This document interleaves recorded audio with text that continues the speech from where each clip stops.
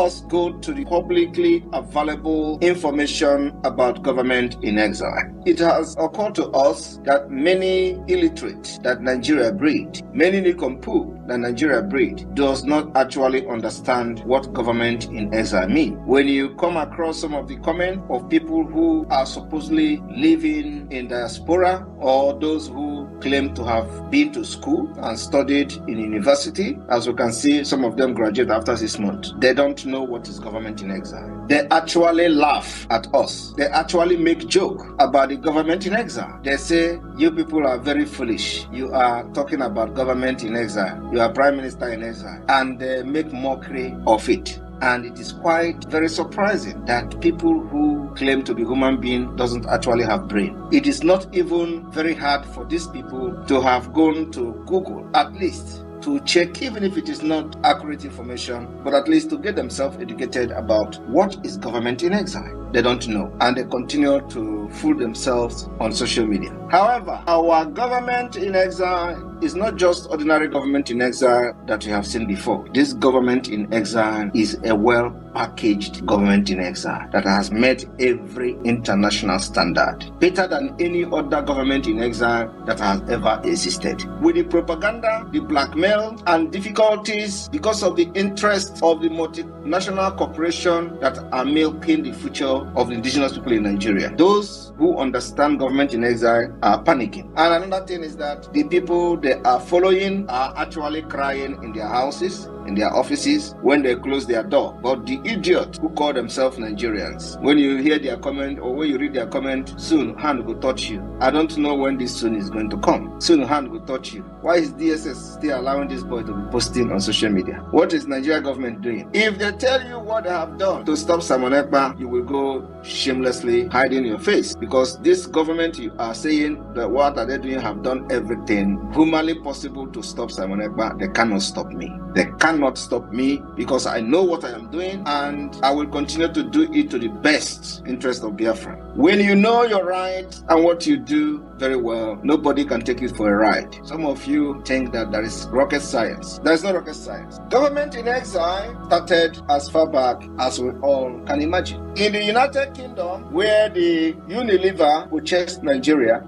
and converted their company into Nigeria, you see today that some of you are dying out of your ignorance. There are governments in exile hosted by the United Kingdom. Today, our government in exile is being hosted by many countries. One is in the United States headquarters. Another is in Finland, where we have the European office, where Simon Ekpa is legally residing as a citizen. And of course, Biafra government liaison offices cut across Europe. Technically, everywhere where the Biafra liaison office is legally registered is a host to Biafra government in exile. This is what the idiots don't know. Now, in the United Kingdom, during the time the government in exile were making history, Belgium had its host in the United Kingdom. Czechoslovakia has its host in the United Kingdom. Greece government in exile. Greece, some of you are in Greece today, they had their host in the United Kingdom. The Netherlands government in exile. Netherlands, where you call Holland, they had their government in exile in the United Kingdom. Norway, this Norway that has oil, where so many people are living today castigating Biafra. Norway, once upon a time, had their government in exile in the United Kingdom. Poland once had government in exile in the United Kingdom. Yugoslavia had one upon a time their government in exile in London. These countries today has regained their independence. All of them, 7 of them. But idiots who went to Fulani nomadic design school curriculum could not understand what government in exile means and the functions of government in exile. But little research could have helped this idiot, but they cannot do research. The Biafra government in exile, officially Biafra Republic government in exile, has taken every responsibility of government for the interest of Biafra people. We are legitimate government of a sovereign state. The independence of Biafra were declared in 1967. After that, many who fought for Biafra independence went on exile and remained there. What we did now is to restore the exile government of Biafra. In 2023, the Biafra exile government was restored. I want people to pay attention to what I'm saying tonight, because knowledge is power. In 2023, between March and April, the Biafra government in exile was restored, and today it has given birth to what is happening and what is to happen. After Nigeria and Britain connived, starved Biafrans to death, forced them to surrender, and lied to them that Biafrans are going to be reintegrated into Nigeria. It was a lie. Seized all their property, all their money, and gave them £20 irrespective of whatever you have in your account. That moment, Biafra government flee into exile. And there they remain in exile until this day. What we did was to restore it. We've restored it. Many of the Biafran soldiers today are living in the United States. After the war, they all left. Many of them are still alive. Many of them have still bullet wounds on their legs. Those people who left and today are residing in the United States or other part of the world are the government themselves. They carried it and they left Nigeria. This new generation of which Simon Ekpa is very proud to be part of. Many of you are very, very proud to be part of this generation that did not let the Fulani terrorists or the Islamic State and Caliphate destroy your future. We have come and we restored it in exile. Now we are transiting and gradually stepping up the game to restore the lost independence of Biafra, using the Biafra government in exile. And today, we can proudly and boldly say that we are semi-sovereign state. Semi-sovereign state in the sense that we are yet to have full control of the entire territory of Biafra because government houses are still there, barracks under Nigeria are still there, police posts and police stations under Nigeria are still there. So, for that reason, we remain semi-sovereign state. And because we are unable to exercise the legal power controlling the Biafra land, administering justice and all that, because we are yet unable to do that, that's why we reside in exile. At the same time, we have been able to set up the de facto government in the homeland, which make it a semi-sovereign state. While Nigeria is operating illegally, their government in Biafra land, because we have given every Biafran son and daughter that is serving Nigeria a vote of no confidence. All of you witnessed that vote of no confidence organized by the Biafra government in exile. Everything is documented. We gave them vote of no confidence backed with over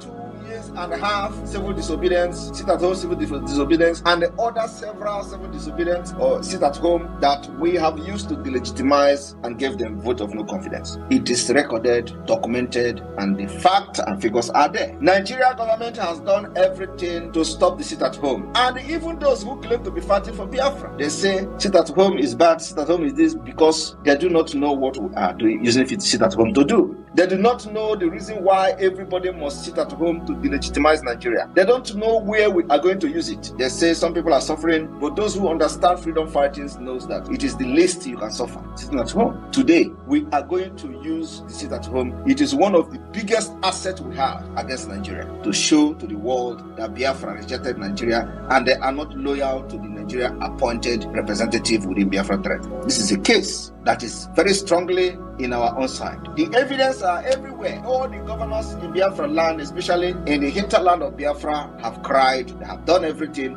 All the politicians, including the criminal senators, it is recorded on media, on newsprint, on TV that they fought sit at home and we defeated them. There is no any other powerful evidence that Biafra government can use other than this sit at home. And today, you will know the power of sit at home with what is going to be unfolding going forward. So the sit at home has become the most powerful tool of the Biafra government. We have demonstrated that we control the territory of Biafra. We have demonstrated that the Biafra government in exile have ordered sit at home for the past 2.5 years, and Biafra people obeyed it. They will come with all manner of propaganda that it was forceful. Who will listen to that? Everybody knows that the government that has failed will do everything, try to discredit the government of Biafra. That is a normal thing. But in all this blackmail for the past 2 years, it did not stop sit at home. It did not move Biafra. It is a case that cannot be argued anywhere. My people of Biafra, I want you to understand that the next phase we are going on will be very brutal, and we'll have a very strong case to present to anybody who care to know. Those who will only be hearing about the ruthlessness of the Biafra liberation going forward will be paying attention to listening to our stories. Our stories also is this particular hidden achievement of the Biafra government that the world are yet to listen to.